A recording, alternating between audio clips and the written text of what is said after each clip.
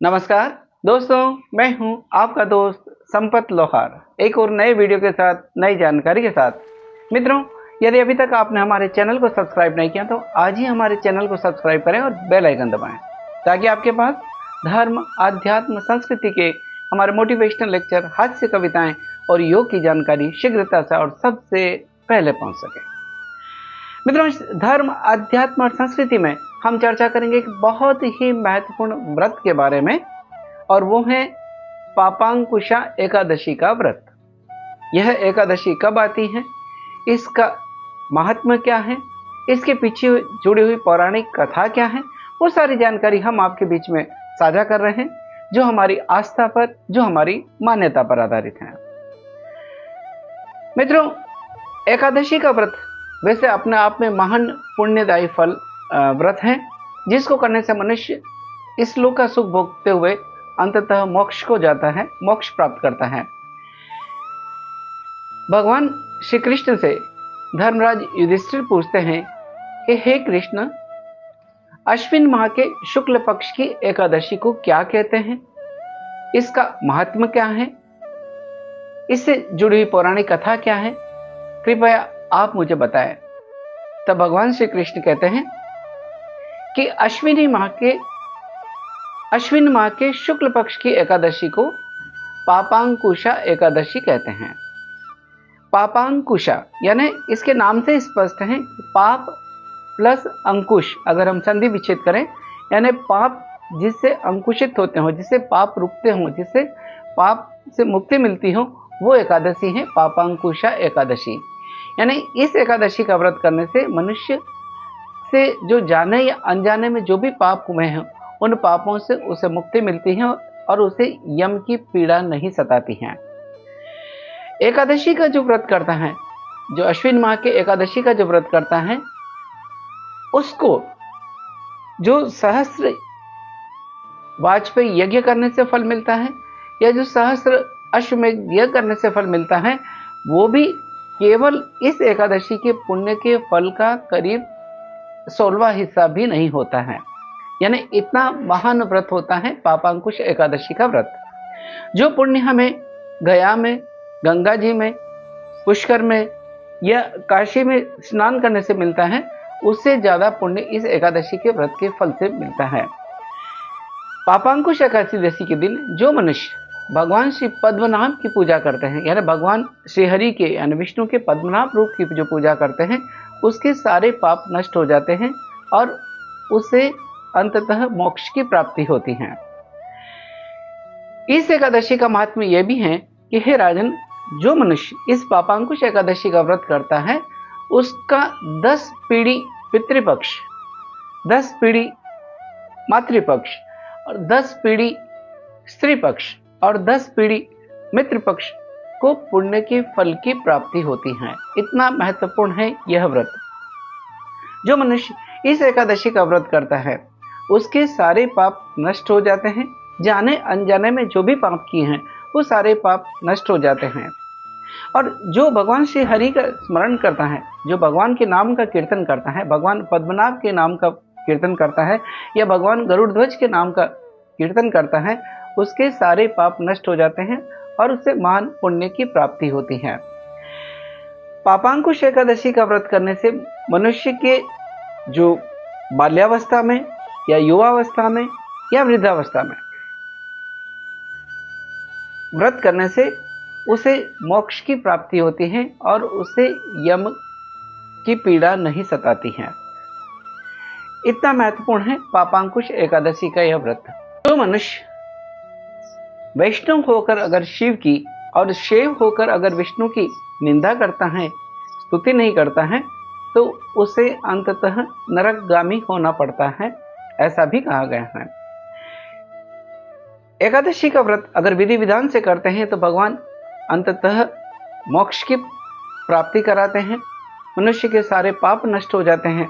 जो मनुष्य अपने सामर्थ्य के अनुसार दान करता है, अगर वो अन्न का दान करता है, भूमि का दान करता है, सुवर्ण का दान करता है, तो उसके सारे पाप नष्ट हो जाते हैं।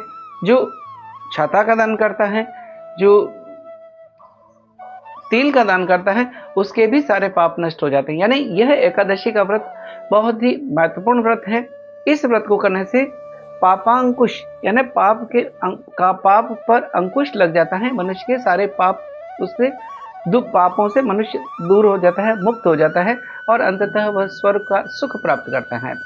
इस एकादशी का व्रत करने से, पापांकुश एकादशी का व्रत करने से, अगर भगवान श्री हरि के नाम का अगर हम स्मरण नहीं करते हैं या भगवान पद्मनाभ के नाम का स्मरण नहीं करते, तो उस मनुष्य का जीवन ठीक उसी तरह से है जैसे लोहार की भट्टी में जो चलती हुई सांस है, उसी तरह से मनुष्य का जीवन एक निर्जीव के समान होता है, जिसमें सांस तो चलती है लेकिन उसके अंदर कोई विश्वास नहीं होता। तो जो मनुष्य इस एकादशी का व्रत करता है उसे महान पुण्य की प्राप्ति होती है, उसे फल की प्राप्ति होती है। और जैसा कि हर एकादशी का व्रत का एक महात्म्य है कि एकादशी का व्रत करने से मनुष्य सारे पापों से मुक्त होकर अंततः स्वर्ग को जाता है, मोक्ष की प्राप्ति होती है।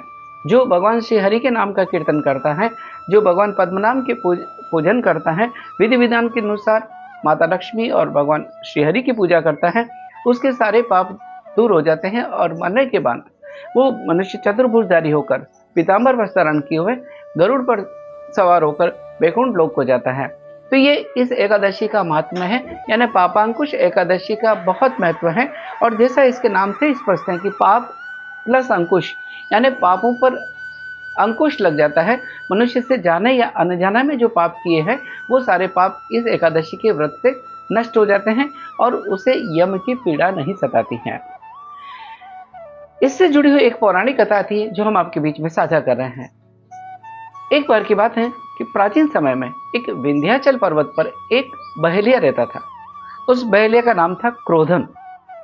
क्रोधन नाम का बहेलिया रहता था जो कि हमेशा पशु पक्षियों का शिकार किया करता था, जो स्वभाव में बहुत ही क्रूर था, निर्दयी था।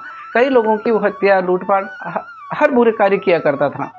और बहेलिया का काम था इसलिए वो पशु पक्षियों को भी मारा करता था। एक दिन की बात है कि जब उसका अंतिम समय निकट आने लगता है तो यमराज के कुछ दूत उसके पास आते हैं और बहेलिया से कहते हैं कि तुम्हारा अंतिम समय अब निकट आ रहा है, हम तुम्हें लेने आने वाले हैं।